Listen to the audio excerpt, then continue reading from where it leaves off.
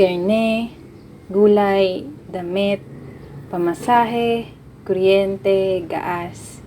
Ilan lamang yan sa mga nagsitaas ang mga presyo ngayong pandemya. Patagal ng patagal, tila pataas ng pataas rin ng mga bilihin. Ang malungkot pa rito, tumataas ang presyo ng mga bilihin, ngunit pabawas ng pabawas ang mga empleyado dito sa Pilipinas dahil sa pandemya. Simula na tayo ay nagkaroon ng lockdown dahil sa COVID-19, dito rin nagsimula ang mga bangungot na akala natin ay sa pagising natin ay mawawala rin kinabukasan. Nagtagal ang lockdown ng taon at sa pananatili natin sa ating mga tahanan, marami ang nawalan ng trabaho at marami rin bilihin ng tila ba hindi na maabot ng iba. Madaming mga pamilya ang naghihirap na pagkasyahin ang kanilang mga budget sa tahanan, lalo na sa panahon ngayon na marami sa atin ang naghihirap. Sa dokumentaryong ito, halina't tuklasan natin ang mga pangyayaring naganap sa mga buhay ng mga lubusang apektado ng pagtaas ng bilihin dahil sa lumalaganap na COVID-19. Bilihin ngayong pandemya tumaas ng sobra at nagdulot ng pagkulang sa demand ayon sa Bloomberg. Ang GDP noong 2020 ay nag-plunge sa 9.5% as economy expected the largest drop in government data going back to 1946. Still, the quarterly figures indicate the decline has moderated from the early month of the outbreak. Some of the goods whose prices increased during COVID-19 are grocery, petroleum gas, alcohol or sanitizers, LPG, and face masks. Kumpanyang formal na nag-aanunsyo ng taas singil. Kung sakali ito na ang ika-7 magkakasunod na linggong tumaas ang presyo ng gasolina. Sa datos ng GMA News Research, nasa halos 12 pesos ang net increase sa kada litro ng gasolina ngayong taon. Halos 10 piso naman sa diesel na 11 beses sa magkakasunod na linggong may price hike.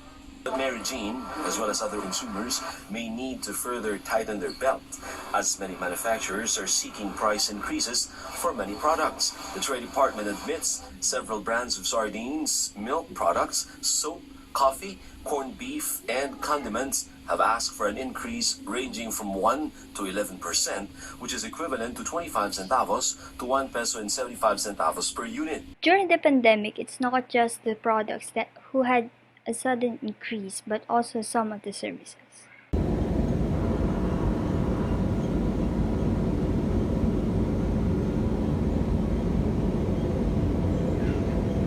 The services that had increased during the time of pandemic are the following: food delivery, logistics, over-the-counter drugs, transportation such as gas stations, stall fees, and even public vehicles like tricycle from 8 pesos to 20 pesos per commute.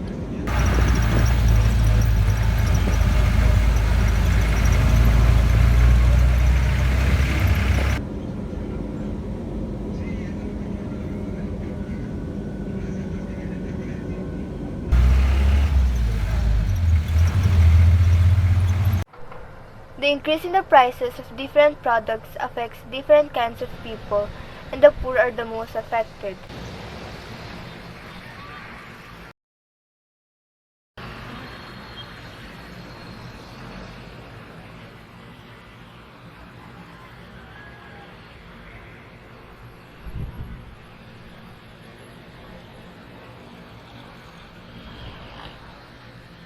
This change affects the consumers, the sellers, the farmers, and the producers.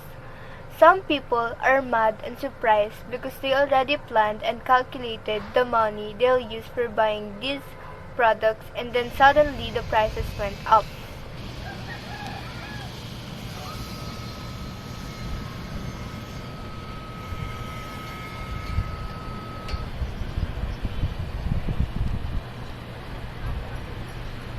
Some people are disappointed, but they understand that it is hard for the producers as well, and there are reasons why the prices went up.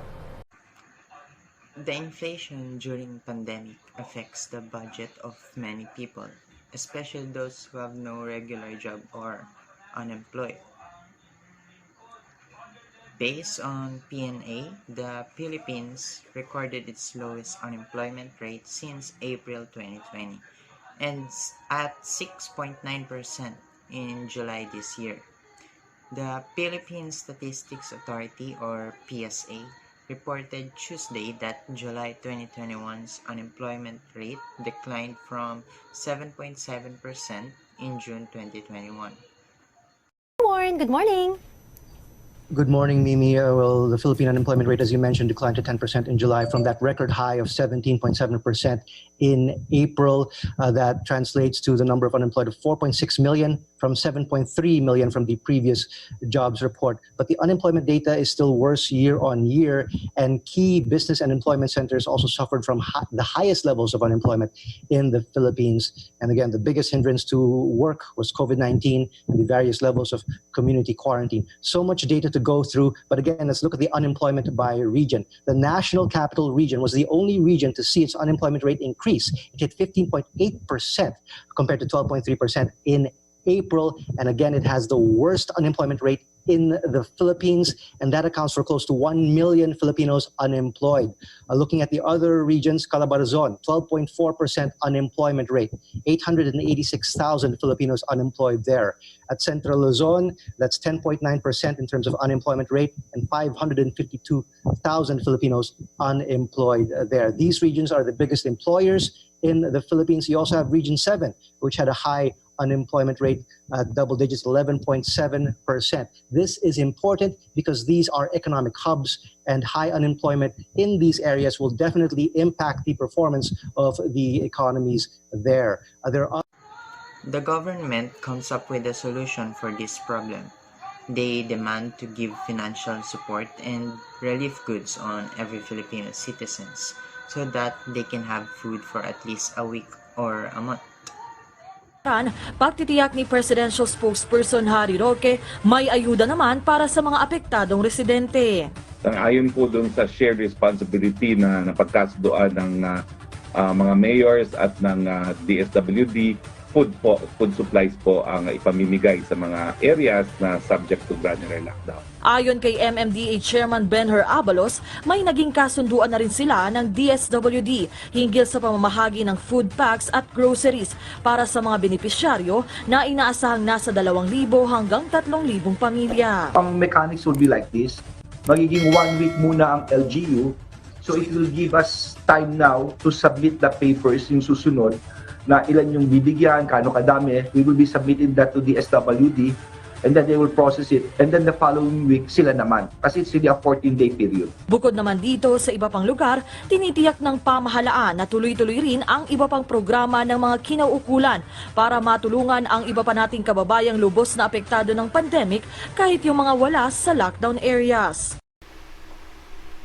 There are continuous increase on prices on some goods and services in our country, as the virus continues to spread and still have not contained. It is because the supply of materials for the product are decreasing due to government's restrictions on transportations, workforce among others, and lockdowns that affect resources and hindrance the supply chain to flow, while demands are increasing because of the needs of the consumers. Sa pagtatalakay ng bawat hinain at pangangailangan upang maresolba ang kagutuman, sana ito nang maging daan upang marinig ang boses ng kabataan. Ang pagbibigay opinyon ay hindi pagiging terorista. Welcome to the reality. Let's look around and see this scarcity.